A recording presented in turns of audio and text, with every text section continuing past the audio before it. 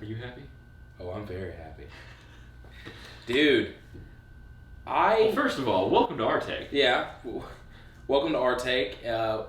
We're here to give our take of Toy Story 4. Which, this was... The best way I can describe it is... Did I need this sequel? No. Am I glad I got this sequel? Absolutely. Absolutely, yes. This is a discussion we have a lot of best movie franchises or best trilogies. Dude, this... Actually, we mainly talked about this with trilogies because that's...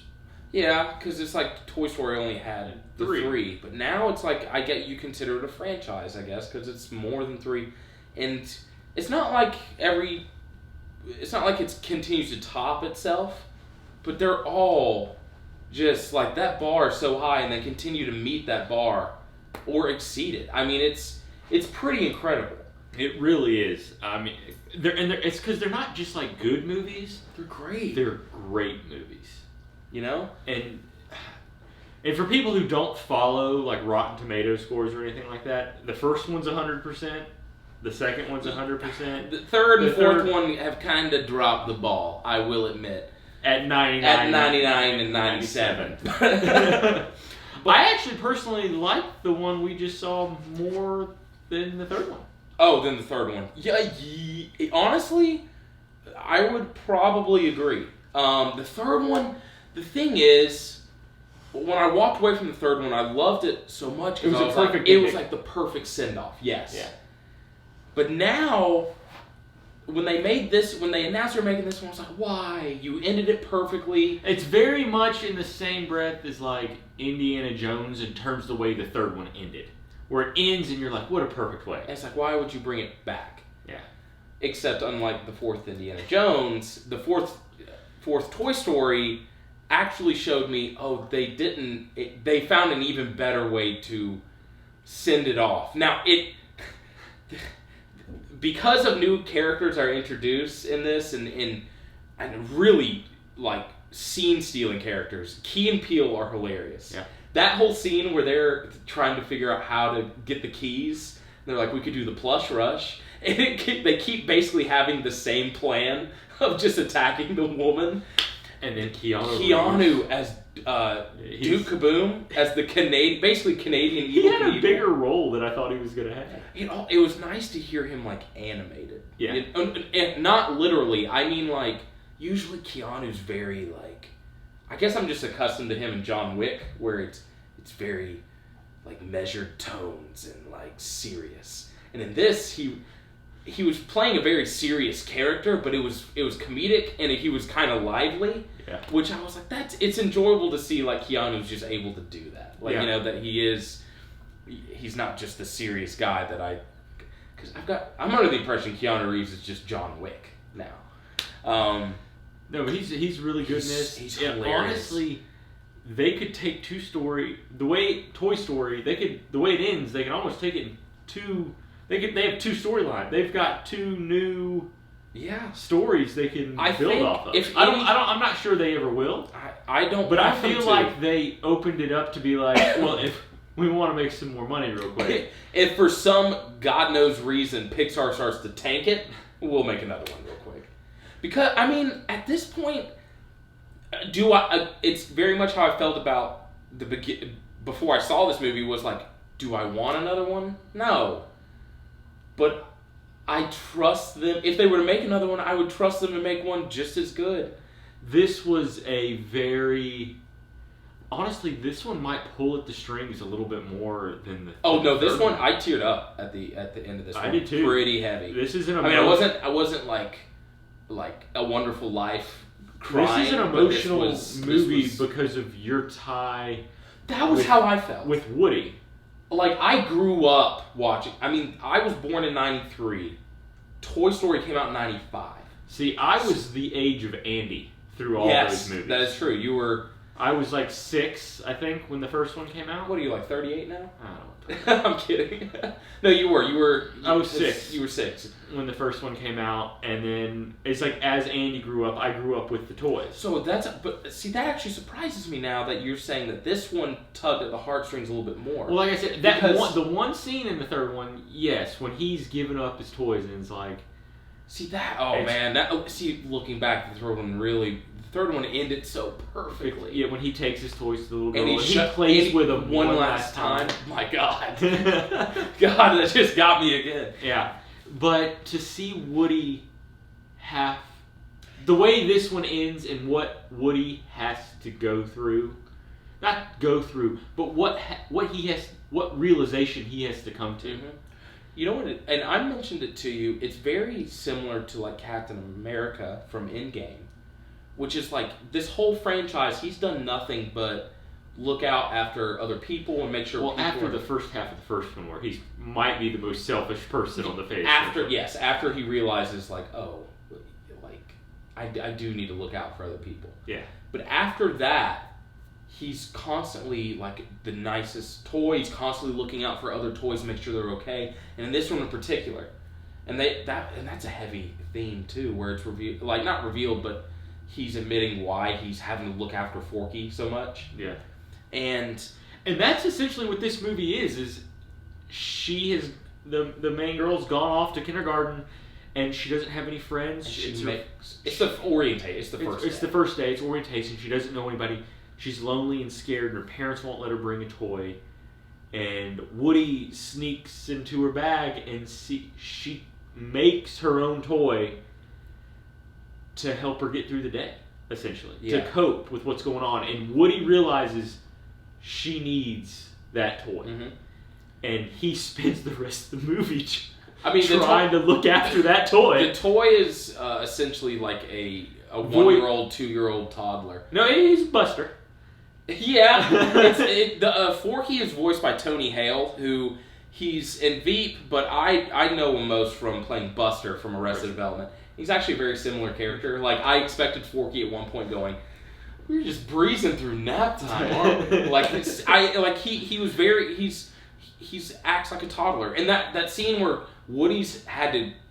Forky jumped out of the RV, and Woody had to jump out after him, and he goes, I'll meet you out the RV part. He's telling Buzz and all the toys. And he's dragging Forky along the road.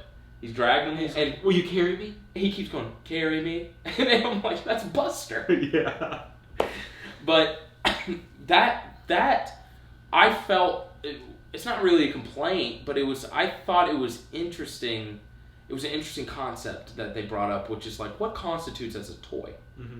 You know? I mean, he literally was made on the spot. And they had never really dived into that question before in Toy Story, because all the toys were things that had been made in a factory or whatever. But this and all the toys, for the most part, you saw were toys that were being played with, mm-hmm. that gave them their character, like that. And Forky, and but that's. Well, my point was, it's brought up in it. Lost toys are brought up in this one, which I thought was really cool. Yeah, it was an interesting thing. Well, because when I hear lost toys, especially in this world of Toy Stories, I almost kind of get sad. Yeah. Because it's like all these toys. Well, you only get sad because of Woody. Yes, because Woody's whole thing is to please the kid. Like that's what a toy's for. It's what exactly. A toy is supposed to help a kid through bad times, sad times, good times. What's great about this one is Woody realizes there's more to life. Yeah, because Bo Peep, he meets up with Bo Peep. God, this is what I was getting back to as far as the Captain America analogy, mm-hmm. which was in this movie. It's honestly, you've never seen Cars 3, but it's the same kind of realization that Lightning McQueen has to come to in Cars 3, which is there's more to life than doing what I was doing. Well, because in this movie, Woody finally, especially by the end, realizes that he has to look out for himself. Yeah. You know? And it was really pleasing to see that. I think, getting back to the whole Lost Toys bit, it was cool to see how some of these toys that are lost want to be lost. They're free. They're free, exactly. They're out, they can do whatever they want, they can go wherever they want, and and when Woody meets up with Bo Peep, and he doesn't understand, he can't get it through his head, and that's basically the whole movie is him realizing like Bo Peep is living her best life in her opinion, and she respects Woody for what he does and is looking out after kids. She loves Woody for what he does, and he loves her for her looks, I guess. And completely for the body. God, I can't believe this movie's rated G. What is it rated G? Mm-hmm. Yeah, think about it. There's some fairly. I don't want to say scary moments, but there's some dark, like it not as dark as the third one, and the third one was rated G. But this one had some moments where you thought it could have gone really dark. Well, it was more of those Bunny and Ducky living in fantaside of attacking. No, I was talking about the marionettes. That's not marionettes. Those are ventriloquist dummies. Yes, ventriloquist. And that's another thing that this movie did so well is from the get-go you're like, oh, these are going to be the villains. And you realize they're antagonists. They're just getting in the way of the main characters. And then you realize there's a reason why they're doing this. And then when that reason reveals itself. It reveals and it backfires on her. Immediately you go from not really caring for this character to like feeling so sad for it. Yeah. And there was a lot of things that I don't want to say because you don't like her and then you realize why she's doing it and you're kind of okay with it because but you still don't like how she's going about it. No, but if you look at it from her point of view, not from her point of view. She's desperate. I thought they set it up well in the fact that as a toy, the way it's perceived throughout the movie is you're put on this planet, and especially through Woody's eyes, you're put on this earth for one reason. A kid. And for her to say, I've never had that opportunity because I was made with a broken voice. I was out of the box. I was defective. Yeah. And that's something that's part of Woody's decision. Mm-hmm. Like that hits Woody close. Like that's the reason he's just like, okay. He lets it. He doesn't buy into it, but he lets that happen. I don't know. I think this movie. I would say it's the best movie I've seen this year. Easily the best movie we've seen. I mean, I really enjoyed Us. John Wick was a lot of fun, but just from the overall, I had a blast in this movie. This movie made me tear up. This movie was very smart in things that it did. Like I would give this an A for sure. This is an easy A. Like would you put it in that category of because we okay. What I'm gonna say is Pixar had an 11-year run. That's what I was about to bring up. Would you put it in that grouping from Toy Story 1 to we say Up? Well, we said Toy Story 3, but that's me. We're counting out Bug's Life and Cars. Well, see, you're counting out Bug's Life. I am. Because you take those out, those movies in that time span are literally, almost all of them are perfect. Mm-hmm. Which is incredible. Yeah. I mean, all of them. They're not just good. I might give every single movie... while I don't give A Bug's Life and Cars, like, I don't give them A's, I'd probably give them...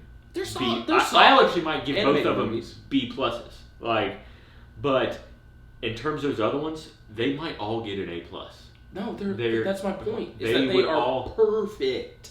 They're amazing. And we have the discussion all the time: is they're perfect movies, and we exclude. It's like, well, we can't talk about these early Pixar films because they're almost all of them are perfect. Yeah, you know, I mean, they touch on all emotions, plots. The way voice acting. That's my point. Is the performances are good. The stories almost always are super original, really, really fun, really cool. And that's another amazing thing they've done with Toy Story. Is I get it. It's not really amazing in the sense there's so much you can do with that world. It's easy for them to come up with new stories, but to not fall into the trap of we're gonna go like trying to keep the story similar because that's what worked before. They continue to kind of branch out. From my understanding, this fourth one's story, when it was originally written, was like, we're going to go find Bo Peep. Because Bo Peep was missing from the third one. And it was like, we need to get Woody happy. And I think they kind of built off that idea, which was like, he meets up with Bo Peep again. Yeah. And that was, Bo Peep was his source of happiness. He realizes that his happiness is not the kid. It was Bo Peep. It was Bo Peep. There was more to life. Like, you can feel fulfilled with the job that you have, but you may not ever be truly happy. Mm-hmm. And Bo Peep made him truly happy. Yeah. God. This movie is fantastic. Oh, the ending. I'm sorry. The ending with Woody and when Buzz when Buzz says to him, that was where, and you know what's strange is because you could feel the movie kind of wrapping up, and for all of a sudden I was like, oh, something's about to happen, and then I was just like tears were coming in my eyes, like, what is happening? It felt the sudden emotional response I got was very jarring, and not in a bad way. It was just like, oh wow, and it was that sudden realization of like, I've grown up with these toys, and to see them to really it felt like they've grown up with me, you know, and it's they don't have Facebook, guys. Like, this was like, and to see like when all those toys, because Woody had seen Bo Peep throughout the whole kind of movie. Mm-hmm. And all those toys saw Bo Peep again, and you're like, God, like it. Oh man, like I literally left the theater and was just like, Pixar did it again. Mm-hmm. I don't know how. Like they don't do it as consistently as they did at the beginning, but this movie fits. Whoever is in charge of Toy Story, this movie fits right in with those the glory days of Pixar. That being said, I just don't want them to make another one. I mean, I'd go see another one, but I don't want them to, because I think this one, I can't believe I'm saying this, but this one ended even more perfectly than the third one did, because they opened up a possibility for much more, but I almost wish they would have just new characters. Like, mm-hmm. I think they tied up the Woody, but the original characters, I think they've tied them up so well, and I wish they would move on. Maybe some of these newer characters that they've introduced in this one, and kind of move on with them, maybe, or maybe just a brand new character. Like, I know it's what makes the movie so great, but at a certain point, I'm afraid at a certain point it'll ruin the franchise. Yeah, and you don't want them to, because like we said, in terms of quality of movie, these 4 movies are so good. Nothing comes close. I mean, there's people that have certain arguments, but I usually am pretty strong on. Well, there's the Ethan Hawke trilogy, the before trilogy, yeah, Before Midnight, Before Sunrise, Before Sunset, and those are that's a solid group of movies. There's Lord of the Rings trilogy. Kyle, it's huge. Lord of the Rings is it is an amazing trilogy. It just wouldn't end. As Jack Nicholson said. Well, what happened? But no, there's several trilogies that are great. But no, I like, see, for me, these 4 movies are like all A+ movies, where besides Lord of the Rings and Before trilogy, there's not many. My deal with Lord of the Rings, just real quick, my deal with Lord of the Rings is I can watch it, I can appreciate the filmmaking behind it. You're just not into the story to me behind it. Well, I mean, yeah, and that's, that depends on the person, how much the story grabs you. But the story behind Toy Story is the mass appeal to it is much greater than the mass appeal of Lord of the Rings, and a lot of it has to do with the comedy, the side characters. Well, and this comes back to these movies are so. They're written so well, because they visually and certain jokes are clearly for kids. Mm-hmm. But there are certain themes and certain elements, and there are certain smaller jokes that happen in the movie that for adults are great. Yeah. And so it's a perfect family film because you can go to it and no one's going to leave thinking, oh, that was bad. Or like, oh, I didn't enjoy it. Because there's certain kids' movies I can see where adults will go in and be like, nah, didn't care for that. You won't say that. You won't say that walking out of Toy Story. Literally my only complaint about this movie is the third one ended so well. But that's the only... that doesn't affect whether or not this movie's any good. I complained about it, but then I went into it and I was like... what's crazy is because you love these characters so much that you... When it started, you just immediately are like, oh, I do miss these characters. Mm-hmm. And then by the end, it's like, no, this ended perfectly. It made me realize that the third one, as great as it ended, it was like, it still didn't tie up everything. Yeah, but did this one? Actually, this one opened doors. I know, but just please end it. That's my point. Just please. But no, man, this was so far it's the movie of the summer. It's the movie of the year. It's the movie of the year. So far, this is. I mean, you can't. There's not even words. It's so good. Yeah. It's so good. It's so funny. And it's a true emotional roller coaster in the best way, in my opinion. So. Yeah. That's enough said. I mean, yeah. It's an A. Go see it. Go see Toy Story 4. This movie, I mean, it does look really good, but it doesn't matter if you see it on an IMAX screen or a regular We saw screen. it on IMAX. We saw it. It was worth it, but it doesn't affect how great the story is. And this movie is truly what great you're going to get out of it. It's great for the story. Yeah. Exactly. So, well, that was our take on Toy Story 4. Toy Story 4. Not the third. Well, go see it. Watch the third one too. Watch them all, man. They're all great. But thanks for tuning in, and we'll catch you next time with Our Take.